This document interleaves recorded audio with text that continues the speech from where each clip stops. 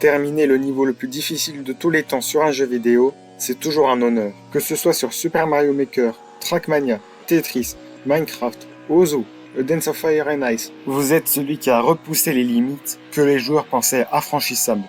Vous êtes le meilleur. C'est aussi le cas sur Geometry Dash, où les niveaux top 1 se sont succédés au cours du temps. Certains d'entre eux sont restés plusieurs mois, voire années, comme Sonic Wave ou Tartarus. Dites-moi si vous voulez une vidéo sur Tartarus. Cependant, d'autres niveaux qui auraient dû régner au sommet du jeu n'ont eu cette chance que durant une période très réduite, voire jamais. Et ce sont ces niveaux que je voudrais mettre en lumière.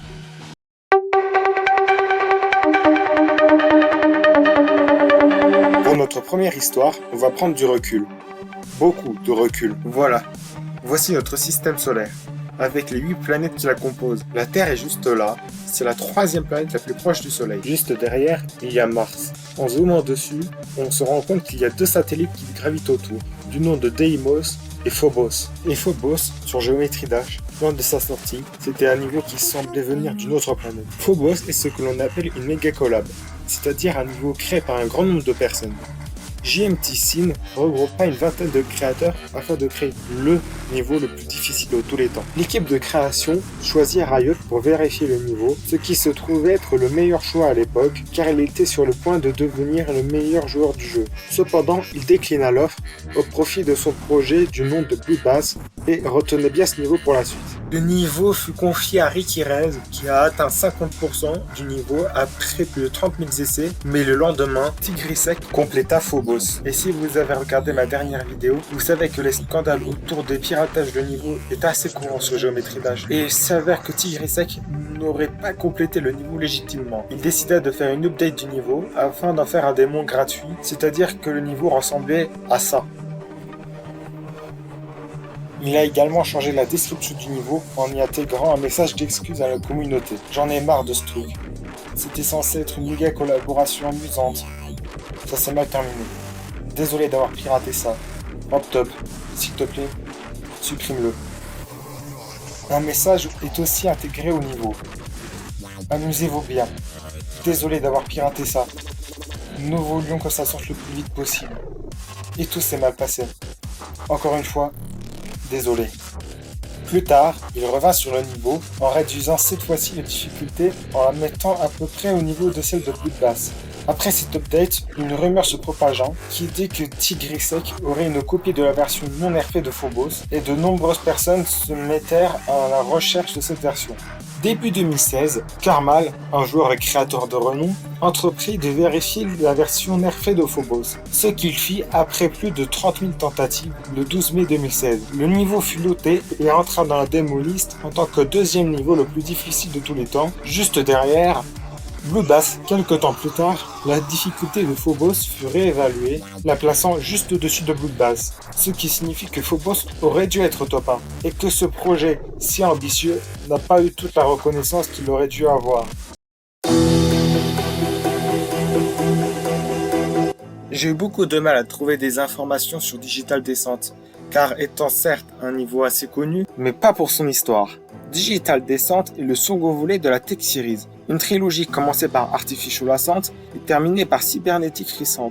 C'est une méga collab regroupant 18 créateurs et publiée par Vprine. Il fut vérifié par le joueur Combi et intégra la démo list en tant que numéro 1. Et il resta pendant 4 jours, en se faisant détrôner par le RGB, une trilogie de niveaux dont je vous parlerai peut-être un jour. La seule raison pour laquelle les joueurs se souviennent est semblable à celle d'Aftermath. Il fait partie d'une trilogie dont certains niveaux cultes comme Artificial Ascent en font partie, ce qui n'est pas le cas du prochain niveau.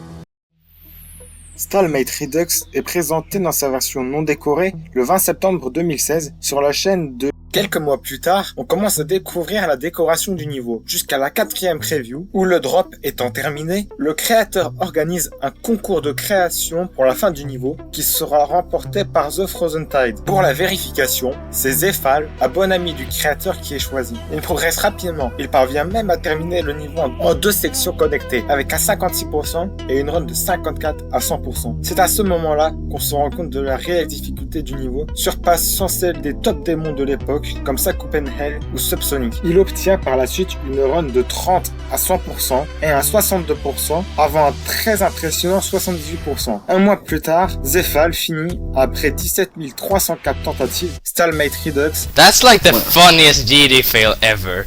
I missed a fucking coin that is free. But man, I beat the whole level legit. There was no like special coin way, so there's no problem with me no clipping it actually. Okay, so now it's actually verified. It's no clipped, but it's verified still. It's fucking verified. Le niveau rentra au sommet de la démo list et y resta pendant 4 jours, se faisant dépasser par le RGB seulement quelques jours après Digital Descent. Aujourd'hui, on n'entend que très peu parler de ce niveau, malgré le fait qu'il aurait pu marquer l'histoire du jeu. Il me semblait donc important d'en parler. Crimson Planet est également une méga collab publiée par True Omega. Le niveau a pour thème les enfers, tout comme la difficulté absurde du niveau, même encore aujourd'hui. Hushi fut choisi pour en être le vérificateur et utilisa la stratégie de ne pas commencer le niveau depuis 0% dès le départ en faisant des runs, comme une run de 63 à 100%, puis une run de 41 à 100%, avant une run de 36 à 100%. Il était donc temps pour lui de démarrer depuis 0%, en commençant par un 46%, puis un 69%. Plus tard, il obtient un 92% avant que le 19 mai 2018, Hushi termine enfin Crimson Planet. Oh my god, I did it! Oh, I did it! No way! Oh, dude, I did it! Le niveau fit son entrée au rang de deuxième niveau le plus difficile de tous les temps, juste derrière Zodiac, un niveau extrêmement connu aujourd'hui. Mais Xander, le vérificateur de Zodiac, avoue avoir piraté ce dernier, ce qui fit basculer Crimson Planet au rang de numéro 1. Le lendemain, Zodiac refit son entrée dans la démo list, refaisant passer Crimson Planet au rang de numéro 2, avant que Zodiac ne soit encore retiré de la démo list pour la réintégrer. Bref, si vous n'avez pas tout compris, dites-vous simplement que Crimson Planet a été top 1 2 fois en 2 jours, étant l'un des niveaux étant resté le moins longtemps au sommet de la démo list. Aujourd'hui, le niveau est toujours dans la démo list, mais plus pour longtemps, car de nombreux niveaux, bien plus durs que lui, ont été créés depuis. Je ne vais pas m'attarder sur la création de Firework, car ce n'est pas la partie la plus intéressante de son histoire. Sachez juste que c'est un niveau créé par la Cherry Team et présenté au public par Dolphy le 1er janvier 2020. Je vais tout d'abord vous présenter la Cherry Team, où je vais plutôt laisser parler leur création.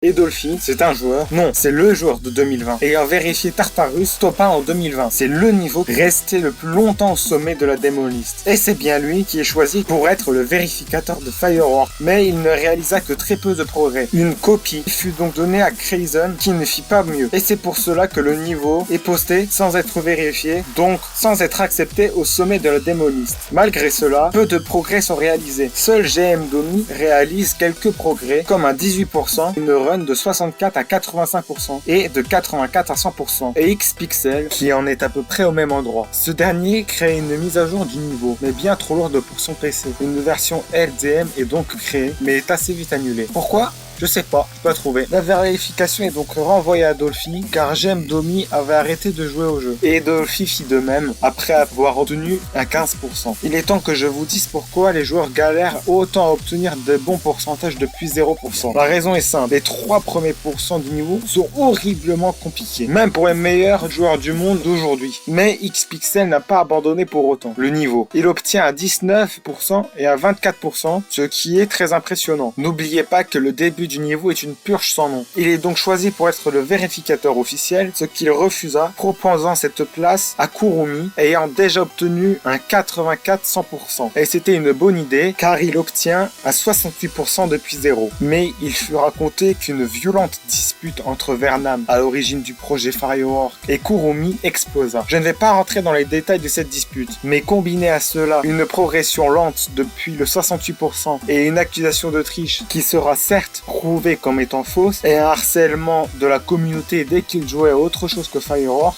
cela impacta grandement le moral de Kurumi et suite à tout cela, il arrêta complètement de jouer à Geometry Dash et donc à Firework. De nombreux autres vérificateurs furent choisis à tour de rôle, tous échouant, à l'exception d'un joueur américain, jusque-là inconnu, Trick. Il obtient un 91% plutôt rapidement et une run de 24 à 100%. Le voici notre vérificateur. Puis, après un 92%, à 95% et à 98%, 234 000 essais, le 29 octobre 2021, Trick vérifia Firework.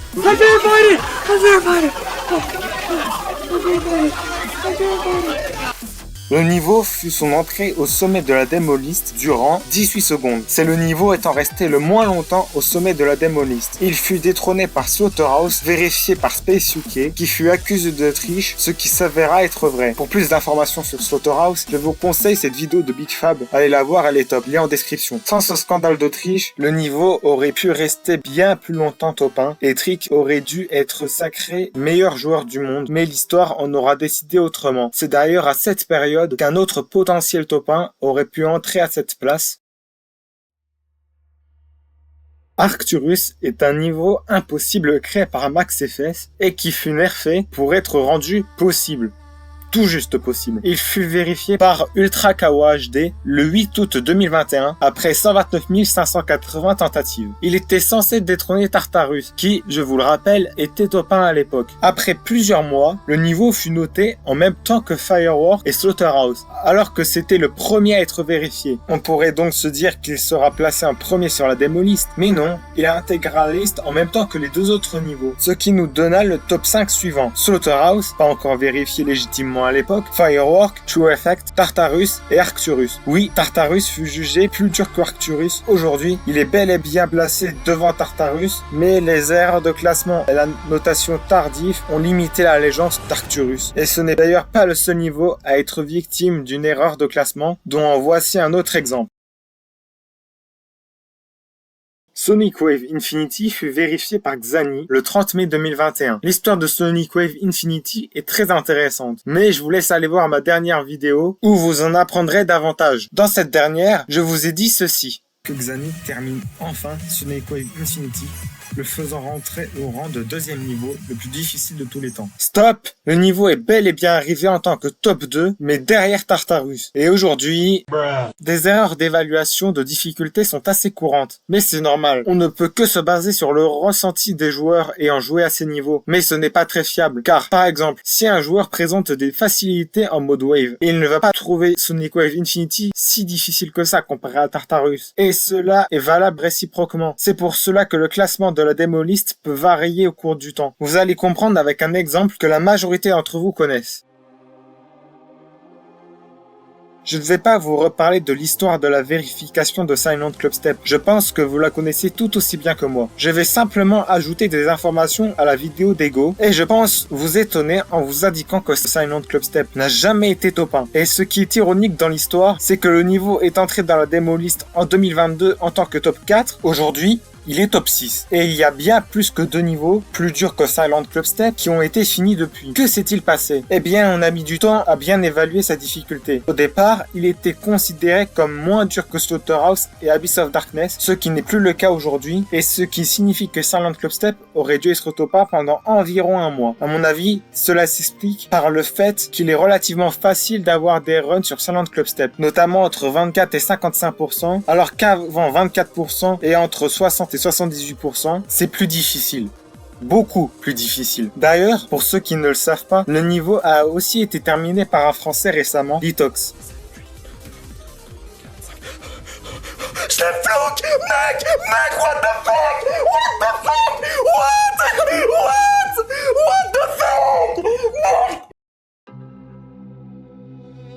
Blade of Justice est une méga collab créée par Knobbleboy, Lazerblitz et Manix 648. Et ils ont créé un monstre de difficulté, bien plus dur que Bloodlust. Mais Blade of Justice, c'est aussi l'un des niveaux les plus beaux de son temps. Je vous montre une comparaison entre ce dernier et les standards de l'époque, et c'est flagrant. À l'instar de Firework, de nombreux joueurs ont tenté de le vérifier. En vain. jusqu'à Rico LP qui fit une run de 35 à 100%. Seulement, Manic 648 s'impatiente de voir son niveau terminé et fin juin 2017, il ordonne à Rico LP de le nerfer un maximum, ce qui fit tomber Blade of Justice de futur top 1 à top 23. Et à votre avis, en combien de temps il va réussir à terminer le niveau? Un mois? Une semaine? Non. Seulement quelques heures. Mais la version non nerfée n'est pas pour autant abandonnée. Le niveau sera totalement redécoré et sera plus connu sous le nom de Edge of Destiny. Et je vous laisse admirer.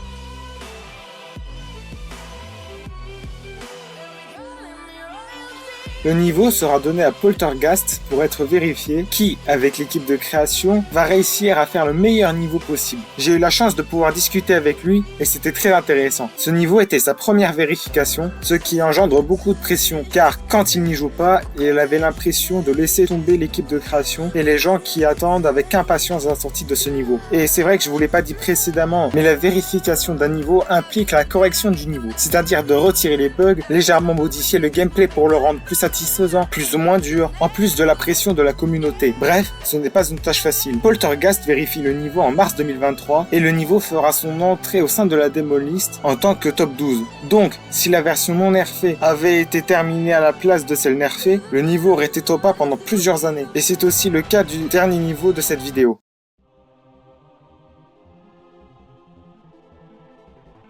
Au cours de l'histoire de Geometry Dash, de nombreux top 1 se sont succédés, dont certains ont marqué l'histoire, tels que Sonic Wave, Bloodlust, Zodiac, Tartarus. Mais les plus connus sont sans doute ceux de la trilogie de l'Apocalypse. Je vais vous présenter les 3 niveaux. Le premier est Cataclysme, niveau qui, aujourd'hui, est l'un des extrêmes démons les plus simples du jeu. Début 2015, il fut considéré comme étant le niveau le plus dur du jeu, juste avant le deuxième volet de cette trilogie, Bloodbath. Bloodbath, c'est l'extrême démon le plus joué du jeu, encore aujourd'hui. Créé et vérifié par Riot en août 2015, c'est un niveau emblématique que tous les joueurs de géométrie Dash ont essayé au moins une fois. Aftermath vient compléter cette trilogie, qui est bien moins connue que les deux autres. Ces 3 niveaux ont plusieurs choses en commun. Leur difficulté extrême démon, leur couleur rouge et surtout leur musique, At the Speed of Light, qui est l'une, si ce n'est la plus connue de toutes les musiques Geometry Dash. Pour plus d'informations sur ces niveaux, je vous conseille une vidéo de Revoke qui est extrêmement intéressant, lien en description. Et l'APT, les créateurs de Sonic Wave Infinity, se sont dit, et si on assemblait tous ces niveaux, qu'on les rendait plus beaux et encore plus difficiles? Ça donnerait quoi? Eh bien, ça donne ça.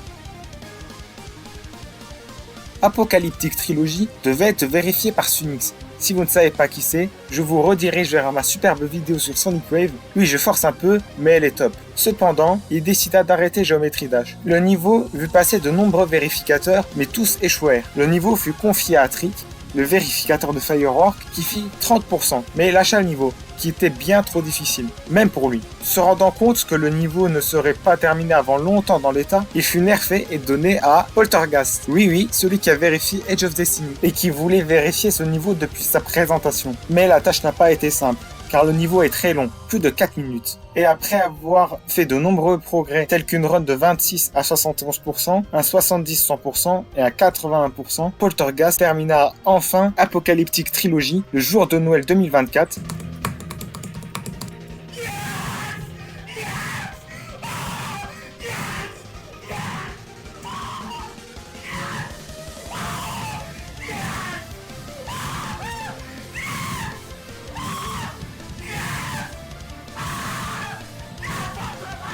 Oui, c'est très récent. Tellement récent que j'ai choisi de vous en parler le jour où le niveau a été terminé. Poltergast a su repousser ses limites en y mettant toute l'énergie qu'il pouvait fournir. Donc, allez vous abonner à sa chaîne, il le mérite. Cependant, le niveau ne sera pas top 1, il sera plutôt au niveau d'un top 30. Mais c'est certainement l'une des meilleures façons de conclure la trilogie de l'Apocalypse. Et c'est ainsi que se termine cette vidéo. J'espère qu'elle vous aura plu. Si c'est le cas, abonnez-vous. Il y a plein de projets cool qui arrivent prochainement. Portez-vous bien. C'était Sofax. À la prochaine.